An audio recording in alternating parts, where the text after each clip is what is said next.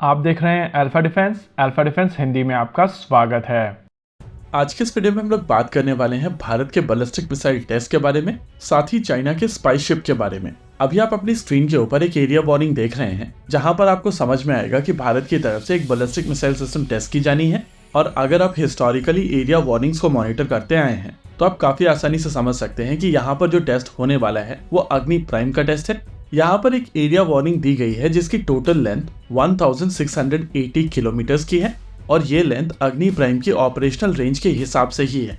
अग्नि प्राइम की maximum range बताई जाती है 2000 किलोमीटर तक की, लेकिन अगर पेलोड को बढ़ाया जाए तो इसकी रेंज 1000 किलोमीटर तक ही है। हालांकि इस इवेंट के साथ में एक और इवेंट जुड़ा हुआ है और उसको भी समझना जरूरी है। नॉर्मली जब भी भारत की तरफ से कोई भी बैलिस्टिक मिसाइल सिस्टम टेस्ट की जाती है तो चाइना की तरफ से कोशिश की जाती है कि अपना spy ship Indian Ocean region में भेजा जाए और ये शिप इंडिया की बैलिस्टिक मिसाइल सिस्टम को स्टडी करे।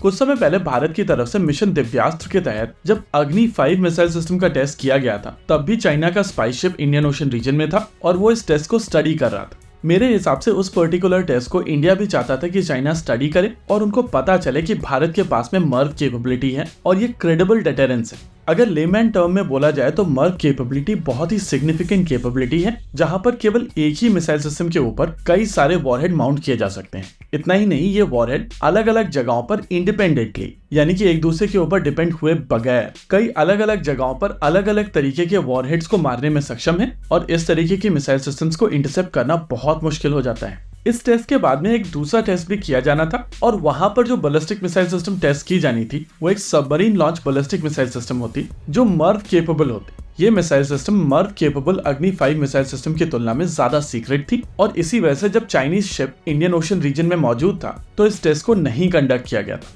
अब भारत की तरफ से फिर से एक एरिया वार्निंग दी गई है और ये एरिया वार्निंग शुरू होगी 3 अप्रैल से रात के 12:30 से और 4 तारीख को दोपहर के 3:30 तक चलेगी। यानी कि इस विंडो के दौरान कभी भी एक टेस्ट हो सकता है। और इंटरेस्टिंग चीज यह है कि चाइनीज स्पाई शिप इस समय इंडियन ओशन रीजन में घुसने को तैयार बैठा हुआ है। यहाँ पर जिस चाइनीज स्पाई शिप की बात की जा रही है उसका नाम है युआंगवांग 3 और कल इसको सुंडा स्ट्रेट के आसपास देखा गया था। यानी कि मोस्ट लाइकली आने वाले 1 या 2 दिन के अंदर ये इंडियन ओशन रीजन में आ जाएगा और ये काफी आसानी से इंडिया के इस टेस्ट को मॉनिटर कर पाएगा। ऐसा नहीं है कि ये टेस्ट अग्नि प्राइम का पहला टेस्ट है, लेकिन Merv capable ballistic missile system के टेस्ट के बाद में ये पहला टेस्ट है। ऐसे में लोगों का अजम्पशन ये हो सकता है कि यहाँ पर जो अग्नि प्राइम मिसाइल सिस्टम टेस्ट की जाए वो शायद मर्व कैपेबल हो। पिछले कुछ समय से जब भी भारत कोई एरिया वार्निंग देता है तो चाइना के spy ship Indian Ocean region के लिए चल देते हैं और ये भारत के लिए एक तरीके की न्यूसेंस बन चुकी है। कई बार डीआरडीओ की तरफ से इन शिप्स के प्रेजेंस में ही टेस्ट कर दिए जाते हैं और कई बार उन टेस्ट को पोस्टपोन कर दिया जाता है। ये डिसीजन काफी हद तक मिसाइल के नेचर के ऊपर डिपेंड करता है और अगर मिसाइल थोड़ी सीक्रेटिव है तो उस टेस्ट को पोस्टपोन कर दिया जाता है, लेकिन अगर भारत को अनाउंस करना होता है तो वहां पर टेस्ट कर लिए जाते हैं। अब 3 से 4 अप्रैल के बीच में ये देखना काफी इंटरेस्टिंग होगा कि क्या भारत एक्चुअली इस टेस्ट को करता है।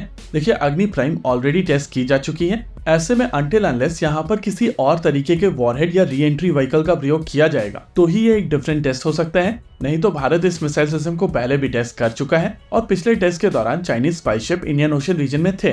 वैसे कई लोग आउट ऑफ फ्रस्ट्रेशन ये भी बोलते हैं कि इस शिप के साथ में मियां चन्नू कर देना चाहिए, लेकिन क्या आप इंडियन ओशन रीजन में एस्केलेशन चाहते हैं? ये एक बड़ा क्वेश्चन होगा, क्योंकि ये स्पाई शिप कोई बहुत बड़ी चीज नहीं है और अगर इनके साथ में मियां चन्नू कर भी दिया जाता है तो चाइना को यहाँ पर बहुत ज्यादा लॉस नहीं होगा। लेकिन अगली बार जब ये शिप इंडियन ओशन रीजन में आएगा तो इसके साथ में टाइप 52D या टाइप 55 डिस्ट्रॉयर भी हो।